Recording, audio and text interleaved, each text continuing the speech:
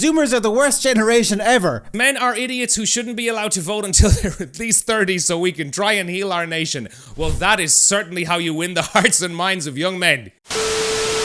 Breaking news, Generation Z, especially young men, are being scapegoated for Trump's re-election. Yeah, election data reveals a surprising shift to the right among young male Zoomers, a group that is traditionally less conservative and much more open-minded and progressive. And now thousands of angry finger pointers are blaming everything on them, claiming Zoomers are even more sexist than boomers.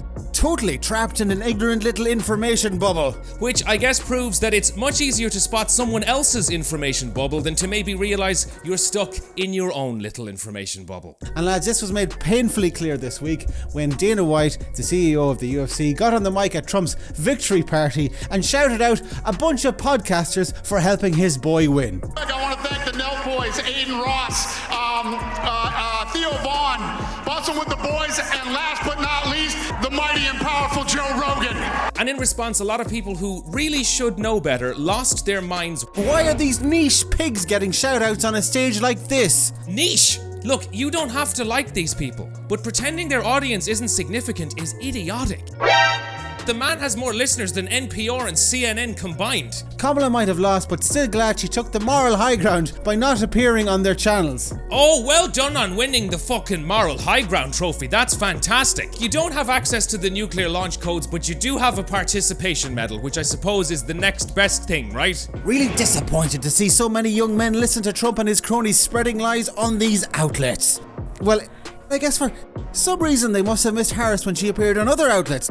I mean, it's not fucking rocket science here. Right, I mean, don't young, white, blue-collar men love Oprah? The real kicker is watching people act properly shocked when you leave this massive gap in male outreach, and it gets filled by whoever shows up.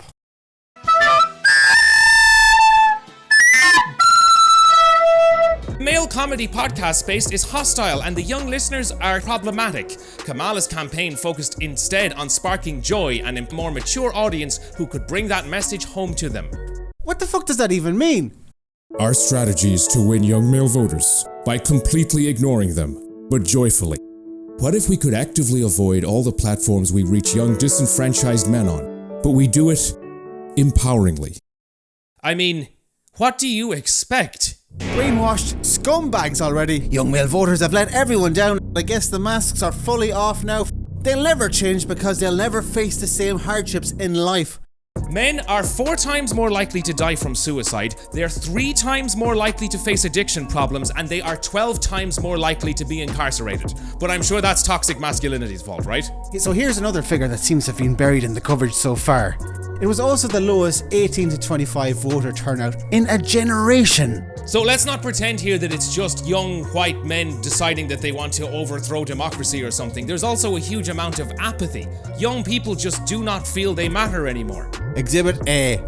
Sorry, but my depression one wasn't motivated to vote because it feels like the future is fucked no matter what.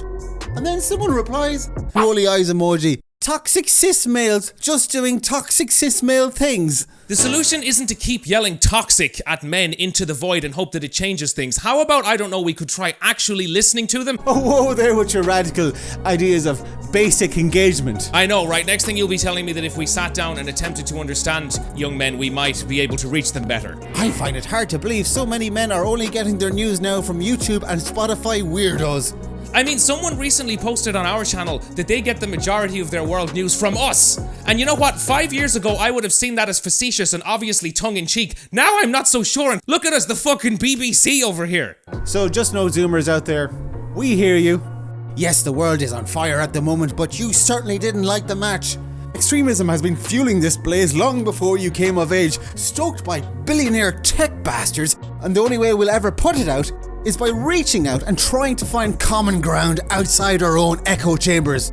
Yes, there are real issues here, sure, but can we stop treating young men like they're all one TikTok away from joining a cargo shorts wearing militia? And let's also remember who the real enemy is here. People who clap when a plane lands. Truly, they are actually the most irredeemable subsection of society.